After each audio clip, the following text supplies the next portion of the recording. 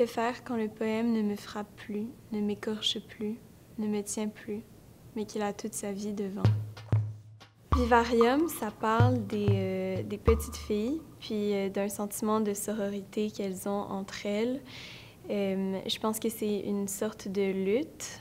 Je pense que j'ai essayé de former une genre d'équipe de sœurs, de mères, de grands-mères. J'ai voulu raconter l'histoire de ces filles-là qui s'assemblent pour lutter contre leur père ou contre un sentiment d'abandon. Ça parle aussi un peu de nature, mais ça parle surtout de l'amour que j'ai pour mes sœurs puis mes amis. J'avais jamais écrit de poésie auparavant, puis à vrai dire, j'en avais jamais même tellement consommé. Je pense que les seuls poèmes que j'avais lus dans ma vie, c'était des poèmes de Émile Nelligan. C'est rien contre Émile, mais ça m'avait jamais frappé tant que ça.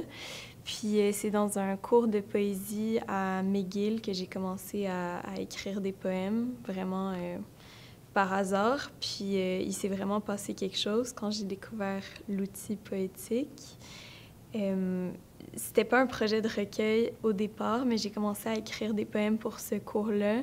Puis c'est comme si aussitôt que j'avais commencé, j'ai pas pu m'arrêter. Puis pendant 1 an, j'ai écrit à peu près 70 poèmes. Puis c'est à la fin vraiment de l'année, là, ça s'est étendu de janvier à décembre. Puis à la fin de l'année, je me suis rendu compte que j'avais assez de poèmes pour peut-être les rassembler. Ce qui m'a inspirée dans l'écriture de ce livre-là, d'abord la poésie de Geneviève Desrosiers, parce que je disais que je consommais pas énormément de poésie avant, maintenant oui, mais vraiment, Nombreux seront nos ennemis de Geneviève Desrosiers, c'est vraiment un livre qui m'a fait tomber en amour avec la poésie. Puis sinon, juste par rapport à ce livre-là, ce qui a vraiment été le moteur de mon écriture, je crois, c'est ma sœur que j'ai perdue quand j'avais 16 ans. Puis puisque c'était un sujet qui était tellement à vif pour moi, c'est vraiment ça qui m'a donné les mots. Puis je me suis rendu compte que c'est ça qui m'avait vraiment permis d'écrire. Puis c'est pour elle aussi que je voulais écrire. Que faire pour retenir la flaque sur le plancher, pour recoller les morceaux, pour vivre un autre jour dans le bain de ma peau déchirée, de ma fourrure de chatte? On l'a bien peigné, on en a bien ri. Jeter l'eau du bain, rejeter l'eau du bain, garder le bébé sous ma peau, recoudre les fentes. Dormez, dormez, petit dormez, mes douces, mes chattes, mes tout petits bébés.